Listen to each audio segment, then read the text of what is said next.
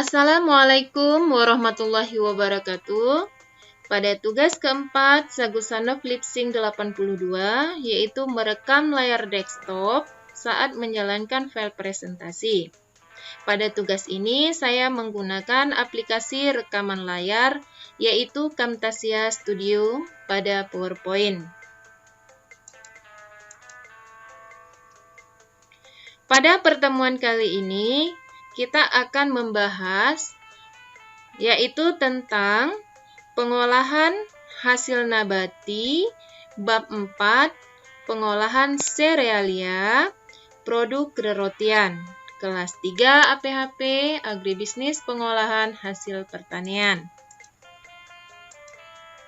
Sebelum itu, kita harus tahu dulu, apa itu serealia? Serealia atau sering disebut sereal atau biji-bijian adalah tanaman yang berasal dari suku rumput-rumputan dan diambil biji atau bulirnya sebagai sumber karbohidrat.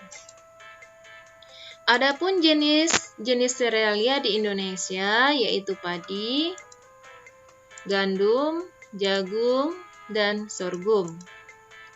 Salah satu produk olahan daripada serealia, yaitu tepung terigu, adalah produk kerotian. Apa saja contoh produk kerotian? Roti, donat, dan pizza. Untuk membuat produk kerotian, itu terdapat bahan-bahan yang dikelompokkan menjadi beberapa bahan. Yang pertama, bahan utama yang terdiri dari terigu, air, ragi, dan garam. Terigu merupakan bahan yang harus ada karena terigu mempunyai komponen yang disebut gluten. Gluten adalah komponen protein pada terigu yang tidak larut dalam air. Jenis-jenis terigu yang ada di pasaran, yang pertama terigu protein tinggi. Mengandung protein minimal 12%, baik digunakan untuk membuat roti dan mie. Contoh yang ada di pasaran itu salah satunya adalah cakra kembar. Selanjutnya adalah terigu protein sedang. Mengandung protein 10-11%. Baik digunakan untuk membuat berbagai macam makanan, termasuk roti manis. Contoh di pasaran yang sering kita gunakan adalah segitiga biru. Selanjutnya, jenis terigu protein rendah, yang mengandung protein maksimal 10%, baik digunakan untuk membuat cake, biskuit, atau makanan yang dikukus. Contoh di pasaran adalah kunci biru. Bahan utama yang kedua dalam pembuatan roti adalah air, di mana fungsi air adalah melarutkan bahan, mengontrol suhu adonan, mengontrol kepadatan adonan, dan membentuk gluten. Air yang digunakan dalam proses pembuatan roti adalah air dingin atau air es. Sedangkan air panas tidak dianjurkan dalam pembuatan roti, karena dapat menyebabkan ragi menjadi mati. Yang ketiga adalah ragi, di mana fungsi ragi membuat adonan dapat mengembang, menghasilkan asam yang dapat melunakkan gluten, dan memberikan rasa dan aroma khas pada roti. Jenis ragi yang sering digunakan dalam pembuatan roti adalah ragi instan. Salah satu di sini contohnya adalah permipan. Sedangkan yang keempat adalah garam. Fungsi garam dalam pembuatan roti adalah menimbulkan rasa gurih dan lezat, mengendalikan waktu fermentasi, dan menambah kekuatan gluten. Bahan selanjutnya yang digunakan dalam pembuatan roti adalah bahan pengempuk, yang terdiri dari gula, susu, lemak, dan telur.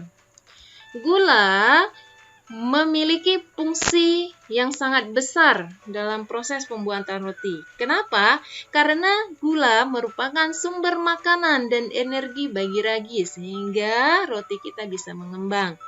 kemudian memberi rasa manis, memberikan warna kecoklatan, melembutkan gluten. Dan roti menjadi lebih empuk serta menahan keempukan lebih lama. Yang kedua, susu. Di mana susu yang sering digunakan dalam industri roti itu adalah susu bubuk atau cair. Namun, lebih banyak digunakan susu bubuk karena susu bubuk mudah disimpan dan lebih tahan lama. Susu bubuk dapat menambah daya absorpsi atau daya serap air. Susu yang digunakan adalah susu skim yang kadar lemak susunya berkisar 1% atau full cream yang lemak susunya sekitar 29%. Selanjutnya yang ketiga adalah lemak. Lemak berfungsi sebagai pelumas untuk pengembangan sel yang akan memperbaiki tekstur roti, memudahkan pemotongan roti dan melembutkan serat roti. Lemak yang digunakan dalam pembuatan roti adalah jenis margarin, mentega, ataupun shortening. Sedangkan yang keempat adalah telur, di mana fungsi telur yaitu sebagai pengembang, pembentuk warna, perbaikan rasa, dan penambah nilai gizi. Dan bahan yang terakhir yang digunakan dalam pembuatan roti adalah bahan tambahan, di mana fungsi bahan tambahan yaitu melembutkan pori-pori atau pelembut kram, menguatkan gluten, menambah zat gula, dan mengubah penampilan atau warna.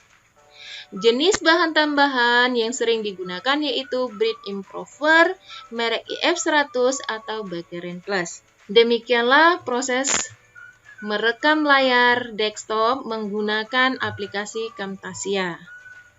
Semoga bermanfaat. Saya akhiri. Wassalamualaikum warahmatullahi wabarakatuh.